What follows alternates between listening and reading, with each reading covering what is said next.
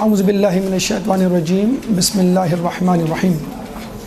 گفتگو ہماری سورہ فاتحہ کے حوالے سے چل رہی تھی اور اب تک کی گفتگو ہمیں فضائل قرآن سے، فضائل سورہ فاتحہ سے واسطہ پڑا۔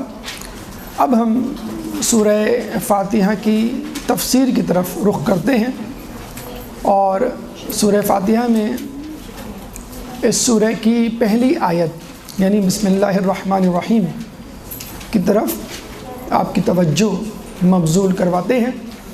لیکن جس طرح ہم نے سورہ فاتحہ کی تفسیر سے پہلے چند اہم نکات، خصوصیات، فضائل آپ کے سامنے پیش کیے، اسی طرح بسم اللہ الرحمن الرحیم کی تفسیر سے پہلے چند نکات، دو اہم خصوصیات اس سورہ کی، اس آیت کی آپ کے سامنے رکھنا ضروری سمجھتے ہیں۔ بسم اللہ الرحمن الرحیم کے حوالے سے اس کی وسعت یعنی بسم اللہ الرحمن الرحیم کی خصوصیات، دو خصوصیات آپ کے سامنے رکھی جائیں گی، وسعت بسم اللہ اور جزء سورہ۔ یہ دو اہم باتیں پہلے ہم بسم اللہ الرحمن الرحیم کے حوالے سے گوشہ گزار کر دیں، پھر بسم اللہ الرحمن الرحیم کی تفسیر۔ وسعت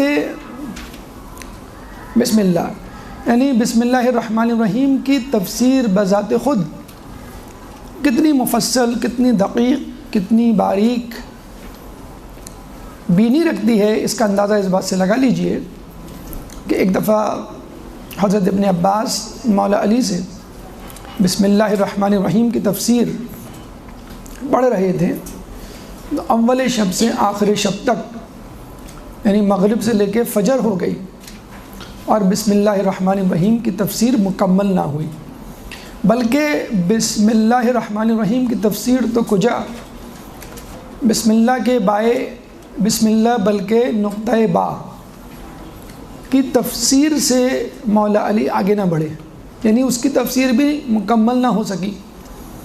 اور کیوں مکمل ہوتی کہ روایات کا جملہ ہے کہ پورا قرآن سورہ فاتحہ میں بند ہے، پوری سورہ فاتحہ بسم اللہ الرحمن الرحیم میں بند ہے، اور پوری بسم اللہ الرحمن الرحیم بائے بسم اللہ میں بند ہے، اور بائے بسم اللہ نقطہ با میں بند ہے، اور انا نقطہ تحت البا۔ مولا علی فرماتے ہیں میں ہی وہ نقطہ با ہوں، میں ہی وہ بے کا نقطہ ہوں۔ اس کا مطلب کیا ہوا؟ نقطہ بے کی تفسیر دراصل سیرت علی کی تفصیل ہے، جو ایک رات تو کیا، روایت کے مطابق اگر تمام درخت قلم بھی بن جائیں اور تمام سمندر سیاہی تو علی کے فضائل مکمل نہ ہوں۔ تو علی وہ ہے کہ جو سمٹ جائے تو اپنے اندر قرآن کو سمو لے اور بکھر جائے تو باطل پر تلوار ذوالفقار بن جائے۔ اور یہاں سے ایک نقطہ آپ یہ بھی نکال سکتے ہیں کہ علی وہ نقطہ ہے کہ جو اپنے اندر مکمل قرآن رکھتا ہے۔ چنانچہ علی کو اسلام سے نکالنے کا مطلب یہ ہے کہ آپ نے اپنی زندگی سے، اسلام سے قرآن کو نکال دیا، تو پھر کیا بچا آپ کے دین میں؟ علی مکمل قرآن ہے۔ اس حدیث کے مصداق کہ جب آپ عمر بن عبدود سے مقابلے کے لیے جا رہے تھے تو رسول نے کہا تھا کل ایمان کل کفر کے مقابلے میں جا رہا ہے، اور اس بات کو بڑے ہی ظریفانہ انداز سے مولانا نے ثابت کیا، کس بات کو؟ کہ میں وہ نقطہ ہوں کہ اگر نہ ہوں تو زندگی، دنیا، کائنات بے معنی ہو جائے۔ کہ دو اصحاب مولا علی کے ساتھ جا رہے تھے، مولا علی ان کے درمیان، دونوں افراد کا قد مولا علی سے تھوڑا بلند تھا۔ بات کردار کی ہوتی ہے وگرنہ عارف، قد میں تو انسان سے سایہ بھی بڑا ہوتا ہے۔ بہرحال بظاہر قد و قامت میں بلند تھے۔ تو آپ کو معلوم ہے موسیٰ کے صحابی، جب موسیٰ آگے جا رہے تھے، وہ صحابی بھی پیچھے پیچھے بسم اللہ پڑھ کے جانے لگا، اور جب اس نے یہ سوچا کہ مجھ میں اور موسیٰ میں کیا فضیلت، مطلب ہم دونوں میں کیا فرق، اسی وقت وہ ڈوبنے لگا۔ تو ایک شخص نے کہا، جن دو افراد کے درمیان وہ جا رہے تھے، ایک شخص نے کہا کہ علی کی حیثیت ہم دونوں کے درمیان لنا کے نقطے کی سی ہے، لام نون الف لنا، القدس لنا آپ پڑھتے ہوں گے نا، نعرہ دیواروں پہ لکھا ہوا کہ قدس ہمارا ہے، تو لنا علی کی حیثیت ہم دونوں کے درمیان ایسی ہے جیسے لنا کا نقطہ۔ علی نے مسکراتے ہوئے کہا بالکل بجا فرمایا تم نے، لنا میں سے لنا کے نقطے کو نکال دو تو بن جائے گا لا، لا کا مطلب ہے کچھ نہیں۔ تو علی کی ذات، علی کی حیثیت دنیا میں بالکل ایسی ہے، ہماری زندگیوں میں بالکل ایسی ہے جیسے قرآن کی حیثیت، اور وہ علی وہ نقطہ ہے کہ جو اپنے اندر پورے کل قرآن کو سمویا ہوا ہے، کل ایمان کو سمویا ہوا ہے۔ اور یہ عجیب بات ہے، یہاں آ کر کچھ لوگ کہتے ہیں کہ واقعی نقطے کی بڑی اہمیت ہے، اور کوئی خطبہ، کوئی تحریر، کوئی کتاب، بلکہ کوئی جملہ نقطے کے بغیر نہیں ہو سکتا۔ یہ بحث چل رہی تھی علی کے سامنے کہ کوئی آدمی بغیر نقطے کے چند جملے بھی نہیں بول سکتا، تو مولا علی فوراً کھڑے ہوئے، اسی وقت ایک طویل خطبہ دیا بغیر نقطے کے، ایک نقطہ موجود نہیں تھا۔ آج بھی آپ جائیں عراق کی زیارت میں، آج کل وہ آپ کو لے کے جاتے ہیں ہلا شہر، تو وہاں وہ مسجد موجود ہے کہ جہاں مولا علی نے بغیر نقطے کے خطبہ دیا تھا، اور وہ خطبہ بھی لکھا ہوا موجود ہے جو بغیر الف کے دیا تھا۔ تو دونوں خطبے اسی مسجد میں انہوں نے دیے تھے، اور دونوں خطبے دیوار پہ لگے ہوئے ہیں۔ تو آپ نے دیکھا کہ علی جب چاہے نقطے کو اہم کر دے، علی جب چاہے نقطے کو غیر اہم کر دے۔ تو یہ علی کی ذات ہے، ائمہ معصومین کی ذات مبارکہ ہے کہ جو ہمیں بتلاتی ہیں کہ کیا چیز اہم ہے، کیا چیز غیر اہم ہے۔ تو یہ بائے بسم اللہ کے نقطے کے حوالے سے ایک گفتگو ہوئی، تو اب آپ اندازہ کر سکتے ہیں کہ بسم اللہ الرحمن الرحیم کی گفتگو کتنی طویل ہوگی، تفسیر کتنی دقیق ہوگی۔ دوسری اہم خصوصیت، فضیلت یا اہم نقطہ جو بسم اللہ الرحمن الرحیم کے حوالے سے ہمیں ملتا ہے، جو ہمیں جاننا چاہیے قبل اس کے کہ ہم اس کی تفسیر میں جائیں، وہ یہ کہ بسم اللہ الرحمن الرحیم قرآن کا یا قرآن کی سوروں کا جز ہے۔ دیگر غیر شیعہ مذاہب میں بسم اللہ الرحمن الرحیم سورہ کا جز نہیں مانا جاتا۔ تو ہم اس بات کو دو طریقے سے ثابت کر سکتے ہیں، ایک تو عقلی دلیل اور دوسری نقلی دلیل۔ عقلی دلیل یعنی منطق سے، اور نقلی دلیل یعنی احادیث یا قرآن سے۔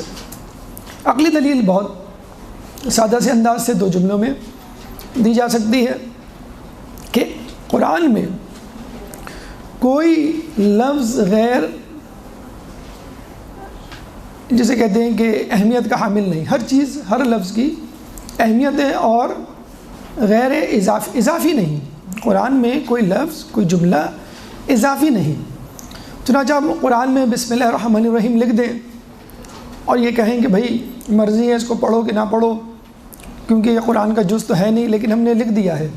نہیں، اگر یہ قرآن کا جز نہیں ہے تو آپ کو نہیں لکھنا چاہیے قرآن میں، کیونکہ قرآن جو ہے وہ اللہ کی کتاب ہے۔ ایک لفظ، ایک حرف بھی، آپ اعراب بھی جو ہے بعد میں لگے ہیں، وہ بھی اس لیے کہ تلفظ کی ادائیگی ہو، وہ بھی جزء قرآن نہیں ہے، دیکھا جائے تو اصلی جو متن ہے اس کا جز نہیں ہے۔ تو بسم اللہ الرحمن الرحیم اگر جزء قرآن نہیں ہے تو پھر آپ لکھتے کیوں ہیں؟ تو آپ کہتے ہیں بھائی کہ یہ ذرا تبرکن لکھا جاتا ہے، ہر کام کی شروعات سے پہلے جو ہے وہ ہمیں بسم اللہ پڑھنی چاہیے۔ تو بھائی تو پھر آپ نے سورہ براءت سے پہلے کیوں نہیں لکھا بسم اللہ؟ وہ کہتے ہیں کہ بھائی ہم نے اس لیے نہیں لکھا کہ غیظ و غضب سے شروع ہونے والی سورہ ہے، چنانچہ مناسب نہیں معلوم ہوتا اللہ کی رحمت یا رحمانیت کا جو ہے وہ تذکرہ یہاں کیا جائے یا طلب کیا جائے اس کو۔ تو ہم یہ کہیں گے بھائی سورہ لہب بھی تو غیظ و غضب سے شروع ہوتی ہے، مکمل غیظ و غضب، تبت یدا ابی لہب وتب، ٹوٹ جائیں ابی لہب کے ہاتھ، اور پھر اس کی بیوی کا بھی تذکرہ، پوری سورہ میں غیظ و غیر و غضب کا جو ہے وہ تذکرہ ہے، تو اس میں کیوں بسم اللہ ہے؟ اس میں بھی نہیں ہونی چاہیے۔ تو ہم یہی کہیں گے کہ بسم اللہ یا تو آپ اس کو جز مانیں اور اگر جز نہیں مانتے تو پھر آپ اس کو تمام سوروں سے ہٹا دیں، ڈیلیٹ کر دیں، حذف کر دیں، کیونکہ قرآن میں کوئی بھی چیز اضافی نہیں ہے۔ اب آ جائیں اس کی نقلی دلیل، یعنی تاریخ میں، حدیث میں اس کے حوالے سے ہمیں کیا ملتا ہے۔ تو پہلی بات تو یہ کہ اگر ہم شیعہ منابع کی بات کریں تو شیعہ منابع میں تمام مفسرین اور شیعہ علماء اس بات کے حامی ہیں اور اس بات پہ یکسو ہیں کہ یہ سورہ اور اس سورہ کے علاوہ دوسری سورہ بسم اللہ کو اپنے اندر بطور جز رکھتی ہیں۔ سنی علماء کی بات کریں تو اس میں بھی بیشتر افراد اس بات کی تصدیق کرتے ہوئے نظر آتے ہیں، مثلا ابن کثیر مشہور مورخ، مثلا سفیان ثوری مشہور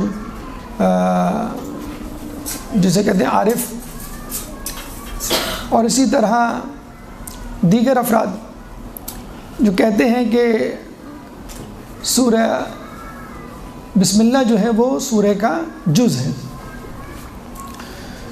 اس کے بعد اگر ہم اصحاب میں آئیں تو علی تو بہرحال امام کے طور پہ ہیں، لیکن اگر ہم ان کے نقطہ نگاہ سے دیکھیں تو اصحاب میں چلیں، مان لیں ابن عباس، ابو ہریرہ، عبداللہ بن عمر، یہ تمام ان اصحاب میں شمار ہوتے ہیں کہ جو بسم اللہ کو جزء سورہ سمجھتے ہیں۔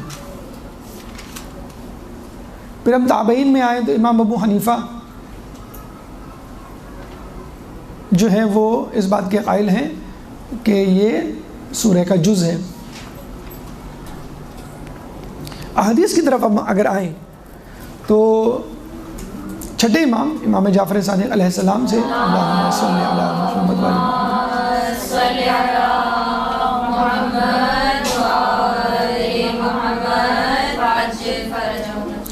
چھٹے امام سے کسی نے پوچھا کہ کیا میں سورہ فاتحہ میں بسم اللہ کو پڑھوں؟ تو آپ نے فرمایا کہ ہاں، بسم اللہ سورہ فاتحہ کا جز ہے، اس کو پڑھوں۔ پھر اسی طرح ایک سوال جو ہے وہ مولا علی سے کیا گیا کہ سبع مثانی یا سبع من المثانی کا کیا مطلب ہے؟ تو آپ نے فرمایا اس سے مراد سورہ فاتحہ ہے۔ تو پوچھنے والے نے کہا کہ سورہ فاتحہ میں تو 6 آیات ہیں، تو علی نے فرمایا کہ بسم اللہ الرحمن الرحیم بھی اس کا جز ہے، یعنی اس کا جز ملا کر اس کو 7 سوروں والی، یہ بھی ایک دلیل الگ سے ہو گئی کہ 7 آیات والی سورہ اس کو کیوں کہا جاتا ہے، کیونکہ اس میں 7 آیات ہیں۔ تو اگر ہم بسم اللہ کو جز نہیں مانیں گے تو پھر 7 آیتوں والی سورہ یہ نہیں کہلائے گی، حالانکہ شیعہ سنی تمام لوگ اس بات پہ متفق ہیں کہ یہ 7 آیتوں پر مشتمل سورہ جس کا تذکرہ سورہ حجر آیت نمبر 89 میں کیا گیا ہے وہ سورہ فاتحہ ہے۔ تو یہ کیسے ممکن ہے کہ بسم اللہ کے بغیر سورہ فاتحہ جو ہے وہ 7 آیات پر مشتمل ہو جائے؟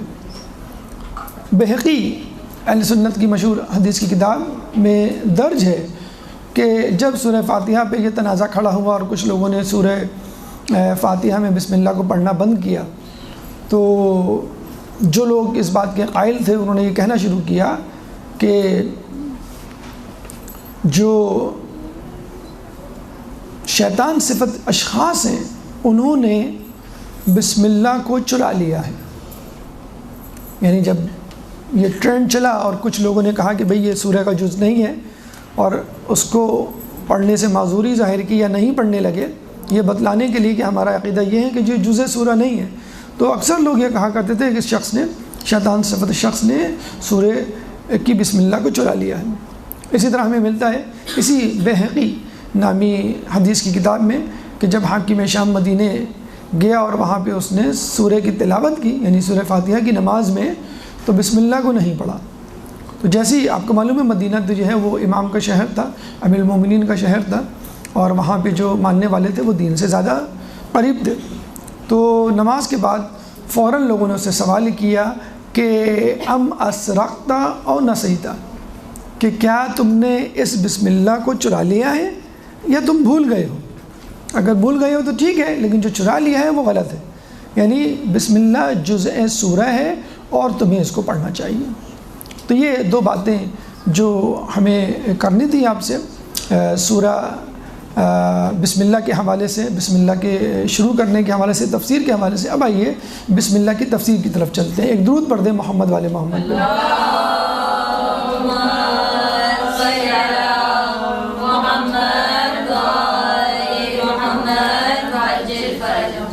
بسم اللہ الرحمن الرحیم کی تفسیر میں دو جز کیے جاتے ہیں، سکتے ہیں، دو ٹکڑوں میں اس کی تفسیر بیان کی جا سکتی ہے، اور ایک ہے بسم اللہ اور ایک ہے رحمان الرحیم۔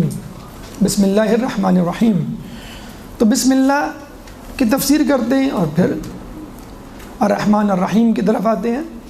تو بسم اللہ کا مطلب ہے اللہ کے نام سے شروع کرتا ہوں۔ بے اسم ہے، یہ بے حرف جارہ ہے، بے کا مطلب ہوتا ہے فرام یا ود دا ہیلپ آف یا ود استعانت کے طور پہ اللہ کے نام سے۔ دیکھیے ہم جب بھی کوئی سڑک کوئی عمارت بناتے ہیں یا کوئی بھی کام شروع کرتے ہیں تو کسی بزرگ کا نام لیا جاتا ہے، اس کی تختی لگائی جاتی ہے مثلا اس سڑک پہ، بلڈنگ پہ، اور پھر وہ کام شروع کیا جاتا ہے۔ اور اس حوالے سے بہت ساری ہمیں احادیث ملتی ہیں۔ مثلا ہمیں ایک حدیث ملتی ہے کہ رسول فرماتے ہیں جو کام بھی بسم اللہ کے بغیر ہوگا وہ ناکامی سے دوچار ہوگا۔ اور ایک حدیث میں امیر المومنین خود اس حدیث کی تائید کرتے ہوئے، تشریح کرتے ہوئے نظر آتے ہیں، یعنی تصویر کا دوسرا رخ دکھاتے ہوئے نظر آتے ہیں کہ جو کام بسم اللہ سے شروع ہوگا وہ بابرکت ہوگا۔ یعنی رسول نے کہا کہ اگر نہیں پڑھو گے تو ناکامی ہوگی، اور امیر المومنین نے کیا کہا کہ اگر پڑھو گے تو بابرکت ہوگا۔ پھر خود پانچویں امام کی حدیث میں ہمیں مزید اس کی تشریح مل جاتی ہے کہ جو کام بھی کرو چاہے چھوٹا ہو یا بڑا، اگر اس کی شروعات بسم اللہ سے کرو گے تو وہ بابرکت بھی ہوگا اور پرامن بھی ہوگا۔ جو کام بھی کرو چاہے وہ چھوٹا ہو چاہے بڑا، اس کی شروعات بسم اللہ سے کرو، وہ بابرکت بھی ہوگا، پرامن بھی ہوگا۔ اور ایک اور جگہ امام ششم فرماتے ہیں کبھی ہمارا چاہنے والا بسم اللہ نہیں پڑھتا یا بھول جاتا ہے تو اللہ تعالیٰ اس کو کسی تکلیف سے دوچار کر دیتا ہے تاکہ اس کی یاد دہانی بھی ہو جائے اور جو اس نے غلطی کی ہے اس کا ازالہ بھی ہو جائے، تلافی بھی ہو جائے۔ دیکھیے بسم اللہ کو پڑھنا واجب نہیں، لیکن اللہ کو جس شخص سے زیادہ محبت ہوتی ہے تو اس کے لیے وہ ترک اولا بھی پسند نہیں کرتا۔ تو ایک طرح کا یہ ترک اولا ہے، آپ کو بسم اللہ پڑھنی چاہیے ہر کام سے پہلے، آپ نہیں پڑھ رہے۔ تو امام فرماتے ہیں کہ ہمارے ماننے والے کو اللہ کسی مشکل سے دوچار کر دیتا ہے جب وہ بسم اللہ نہیں پڑھتا۔ کیوں دوچار کر دیتا ہے؟ نمبر ایک، تاکہ اس کی یاد دہانی ہو، اس کو یاد آ جائے، اور نمبر دو، اس کی گناہ یا ترک اولا یا غلطی کی تلافی ہو جائے۔ ایک دفعہ عبداللہ بن یحییٰ صحابی علی آپ کے پاس آتے ہیں اور بیٹھنے لگتے ہیں چارپائی پہ، جیسے ہی بیٹھتے ہیں گر جاتے ہیں اور سر پہ زخم آتا ہے۔ تو مولا علی فوراً اپنا ہاتھ رکھ کے معجزاتی طور پہ ان کا زخم اسی وقت مندمل کر دیتے ہیں، اور وہ پریشان ہو کے مولا علی سے پوچھتے ہیں کہ میں نے کیا کیا ایسا کہ جس کی وجہ سے اللہ تعالیٰ نے مجھے یہ سزا دی؟ تو مولانا نے کہا کہ تم نے سنا نہیں رسول اللہ سے کہ جو کام بسم اللہ سے شروع نہیں ہوگا وہ ناکامی سے ہمکنار ہوگا؟ تو پھر اس نے کہا کہ اب میں ہمیشہ بسم اللہ سے ہر کام شروع کیا کروں گا۔ جس کا مطلب کیا ہوا کہ اٹھتے بیٹھتے بسم اللہ پڑھنی چاہیے، فقط کسی مشکل کام میں نہیں، کیا مشکل سے دو چار ہو تو بسم اللہ پڑھیں، نہیں، اٹھتے بیٹھتے ہمیں بسم اللہ پڑھنی چاہیے۔ اس طرح کہتے ہیں مشکل وقت کام کی بات آئی ہے، مشکل مرحلے کی، کہ جب ابراہیم علیہ السلام کو نمرود نے آگ میں ڈالا تو وہ بڑے مزے سے اس آگ میں بیٹھے ہوئے تھے، جبرائیل سے باتیں کر رہے تھے، تو اوپر کھڑکی میں نمرود اور باقی افراد جو ہے وہ تماشا دیکھنے کے لیے کھڑے ہوئے اور بڑے حیران ہوئے کہ ابراہیم تو بچ گئے، یا نہ رکونی بردم و سلامن علی ابراہیم۔ اور یہ آیت جیسے آپ نے پڑھا بھی ہوگا، رجب علی خیاط نے کہا ہے کہ جب گرمی یا سردی موسموں کی شدت آپ کو پریشان کرے تو یہ آپ آیت پڑھیں تو انشاءاللہ نہ گرمی میں گرمی لگے گی نہ سردی میں سردی۔ اور اب ماہ رمضان کا مہینہ ہے تو آپ اس آیت کو پڑھ سکتے ہیں اگر گرمی لگے یا روزہ لگے۔ تو وہاں پر ایک شخصیت بھی تھی جو درس عبرت حاصل کر گئی. کہا یہ جاتا ہے کہ مومن جو ہے ہر چیز سے عبرت حاصل کرتا ہے, اور جو عبرت حاصل کرتا ہے اگر مومن نہ بھی ہو تو وہ مومن کے دائرے میں شامل ہو جائے گا. تو اس کی بیٹی تھی نمرود کی, جو وہ سارا منظر دیکھ رہی تھی, اور جب اس نے دیکھا ابراہیم علیہ السلام بڑے مزے سے بیٹھے ہوئے ہیں تو اس نے اپنے باپ کی طرح ہٹ دربی کا مظاہرہ نہیں کیا, اس نے تجسس کا مظاہرہ کیا, اور کسی طرح ابراہیم تک پہنچ گئی اور ابراہیم سے پوچھا کہ آپ آگ میں جلے کیوں نہیں؟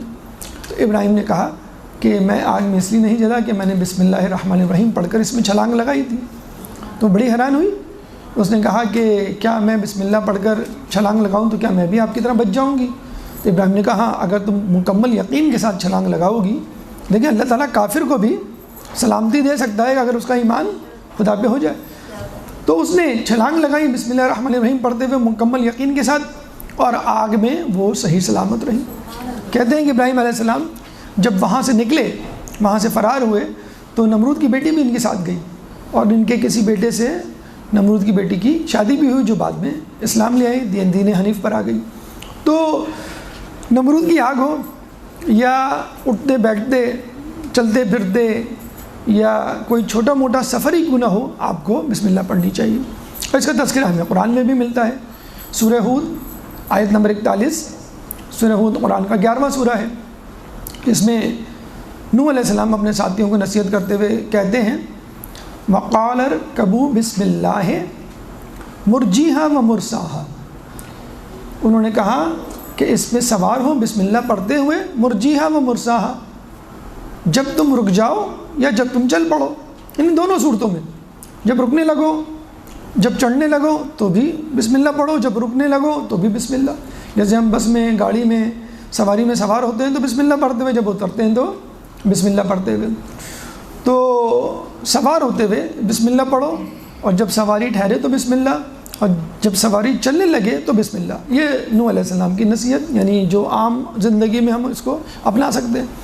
پھر سلیمان علیہ السلام کا ہمیں خط ملتا ہے سورہ نمل آیت نمبر 30. سورہ نمل قرآن کا 27واں سورہ ہے, جس میں وہ خط لکھتے ہیں ملکہ بلقیس کو. تو کس طرح شروع کرتے ہیں انہو من سلیمان و انہو بسم اللہ الرحمن الرحیم, کہ بے شک یہ سلیمان علیہ السلام کی طرف سے ہے یہ خط, و انہو بسم اللہ الرحمن الرحیم, اور بے شک شروع کرتا ہوں اللہ کے نام سے جو بڑا رحمان اور بڑا رحم کرنے والا ہے,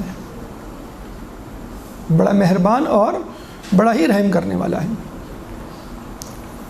اور خود اللہ تاکید کرے اس بات کی تو کیا ہی کہنے ہیں. اقرا بسم ربک الذی خلق, اقرا بسم ربک الذی, پڑھو بسم ربک الذی, اپنے رب کے نام سے جس نے تمہیں خلق کیا. سورہ علق قرآن کا 96واں سورہ ہے, 96 چیپٹر 96 ورس نمبر 1. پہلی آیت جو پہلی وہی جو رسول اللہ پہ نازل ہوئی اسی حوالے سے کہ پڑھو, اور وہ بھی اللہ کے نام سے پڑھو, اللہ کے نام سے شروع کرو. تو ہم نے دیکھا قرآن میں اٹھتے بیٹھتے مشکلات میں, تاریخ انبیاء میں ہمیں ملتا ہے کہ بسم اللہ الرحمن الرحیم سے ابتدا ہونی چاہیے. اب یہاں پر یہ بات پیدا ہوتی ہے کہ لفظ اللہ کا اللہ تعالیٰ نے انتخاب کیوں کیا. اللہ تعالیٰ بسم اللہ کی جگہ بسم الرزاق, بسم العلیم, بسم القادر, بسم القدیر, بسم الغفار, جو بھی اس کے نام ہیں, خصوصیات ہیں, ان سے شروع کر دیتا. لفظ اللہ سے اس نے کیوں شروع کیا؟ تو دیکھیے ویسے تو اللہ کی صفات بے شمار ہیں, اور ان صفات کے اعتبار سے اس کے نام ہیں, یعنی وہ سمیع بھی ہے, علیم بھی ہے, غفور بھی ہے, رحیم بھی ہے, بصیر بھی ہے, رزاق بھی ہے, خالق بھی ہے. تو مختلف نام ہیں, لیکن یہ تمام صفاتی نام ہیں, یعنی ہر نام کے پیچھے ایک صفت ہے اور خصوصیت ہے. لیکن لفظ اللہ ان تمام ناموں کا مجموعہ ہے. یعنی ہم کسی شخص کا نام لے کے کہتے ہیں کہ بھئی یہ جو فلاں صاحب ہے وہ ماشاءاللہ مصور بھی ہیں, مصور نام بھی ہو سکتا ہے, وہ ماشاءاللہ جو ہیں وہ کاتب بھی ہیں، کاتب نام بھی ہو سکتا ہے مثلا کسی کا. تو اللہ تعالیٰ کی صفات کے مطابق اللہ کے مختلف نام ہیں، لیکن جو اس کا ذاتی نام کہہ لیجئے یا جو تمام ناموں پر حاوی ہے وہ لفظ اللہ ہے. یعنی جب اللہ اپنی خصوصیات کا بھی تذکرہ کرتا ہے تو اپنا نام لے کے کہتا ہے کہ اللہ قادر ہے، اللہ متکبر ہے، اللہ خالق ہے.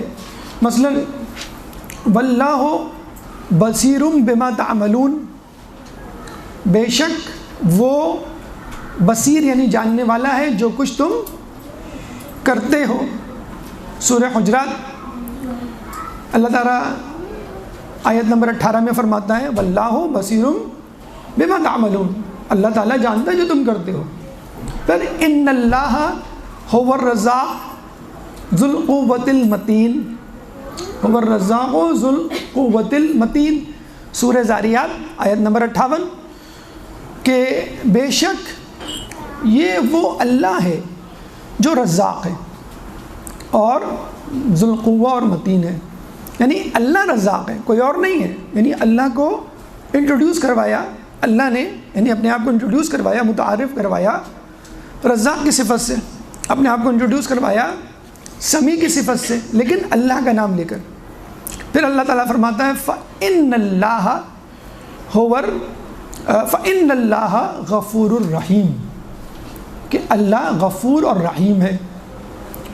فَإِنَّ اللَّهَ سَمِيعٌ علیم، اللہ تعالیٰ سمیع اور علیم ہے. سورہ بقرہ آیت نمبر 26 اور سورہ بقرہ آیت نمبر 227، 226 اور 227. تو فَإِنَّ اللَّهَ سمیع علیم فَإِنَّ اللَّهَ غفور الرحیم.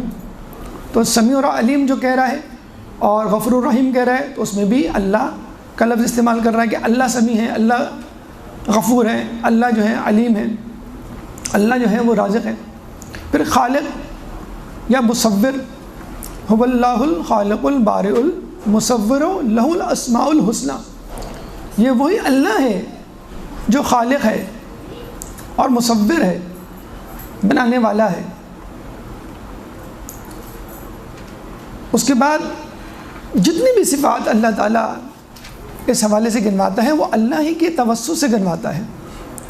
هو اللہ الذی لا الہ الا هو الملک القدوس السلام المؤمن المہیمن العزیز الجبار المتکبر.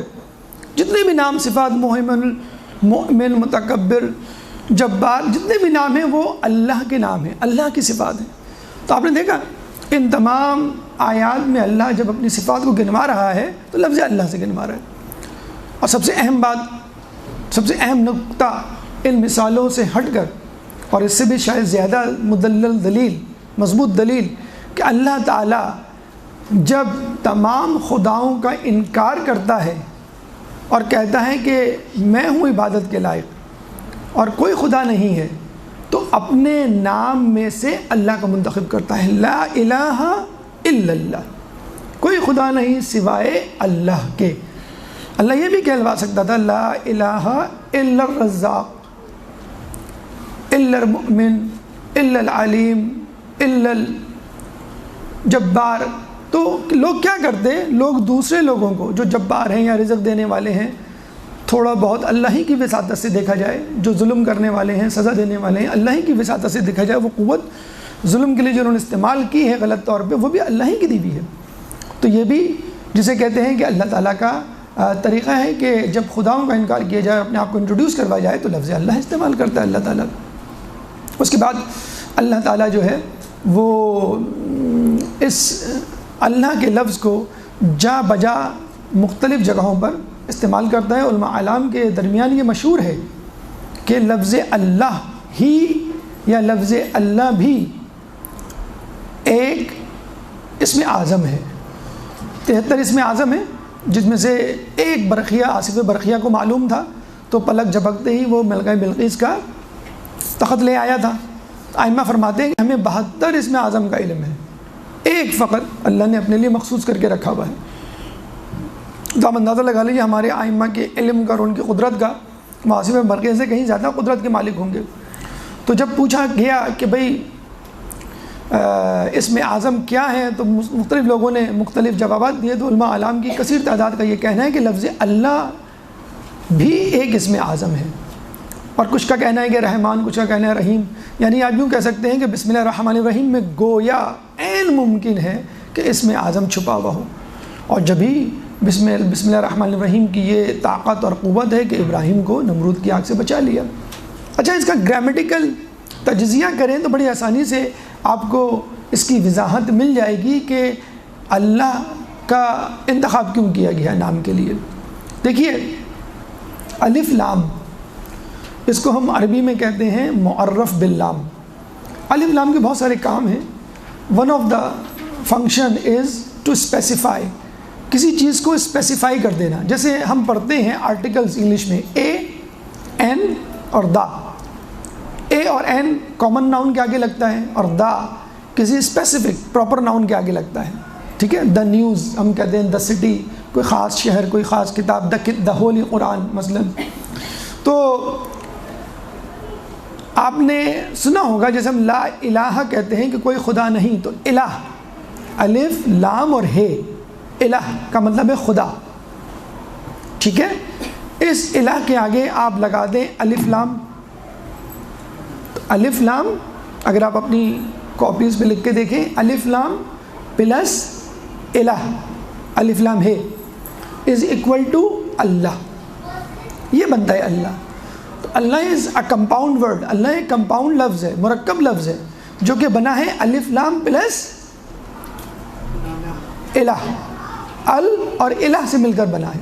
الکتاب جیسے ہم کہتے ہیں, تو الہ, جب الہ کہیں گے تو لام لام میں مدغم ہو جائے گا, اور الف حذف ہو جائے گا بیچ سے الہ کا, تو یہ بن جائے گی اللہ. الف لام معرف باللام پلس الہ, جب ان کو ملائیں گے تو حمزہ وصل جو ہے, ایک حمزہ وصل ہوتا ہے, حمزہ قطعی ہوتا ہے. حمزہ قطعی ہمیشہ رہتا ہے, حمزہ وصل غائب بھی ہو سکتا ہے جب ادغام ہوتا ہے, خصوصی طور پہ دو الفاظوں کے درمیان, اور دوسرے لفظ میں الف موجود ہو, حمزہ موجود ہو, تو دوسرا جو الف ہے الہ کا یعنی وہ غائب ہو جائے گا, لام لام میں ادغام ہو جائے گا, اس پہ تشدید آ جائے گی, بن جائے گا اللہ. تو گرامیٹیکل پوائنٹ آف ویو سے بالکل ٹھیک ہے. لا الہ ہے, کوئی خدا نہیں الا اللہ, سوائے اس خدا کے جس نے یہ کائنات پیدا کی, جو تمام چیزوں کا رب ہے, تمام چیزوں کو بنانے والا ہے. تو یہ تفصیل سورہ فاتحہ کی کسی حد تک مکمل ہوئی. انشاءاللہ دوسری نشست میں ہم کوشش کریں گے کہ سورہ فاتحہ کو اپنے اختتام تک پہنچائیں. اللہ تعالیٰ سے دعا ہے کہ جو کچھ پڑھا اور سنا اس پہ عمل کرنے کی توفیق عطا فرما. اللہ تعالیٰ سے دعا ہے کہ ہمیں اس ماہ رمضان میں قرآن کو پڑھنے, سمجھنے اور اس پہ عمل کرنے کی توفیق عطا فرما. اللہ سے دعا ہے کہ ہمیں قرآن کی صحیح طور پہ معرفت حاصل کرنے کی توفیق عطا فرما. جو پریشان حال ہیں ان کی پریشانیوں کو دور فرما, جو بے روزگار ہیں ان کو رزق حلال عطا فرما, جو بیمار ہیں ان کو شفاء کلی عطا فرما, جو زندان میں ہیں ان کو رہائی عطا فرما, جو دنیا میں ظلم و ستم کا نشانہ بنے ہوئے ہیں خصوص طور پہ یمن, شام, فلسطین, کشمیر کے مسلمان, ان سے, بحرین کے مسلمان, ان سے ان کے مظالم کو دور فرما, ظلم و ستم کرنے والوں کو نیست و نابود فرما, امام کے ظہور میں تعجیل فرما, ہمیں ان کے انصار و اعوان میں شامل فرما. ربنا تقبل منا انك انت السميع العليم وتب علينا انك انت التواب الرحيم. برحمتك يا ارحم الراحمين وصلى الله على محمد وآله الطاهرين.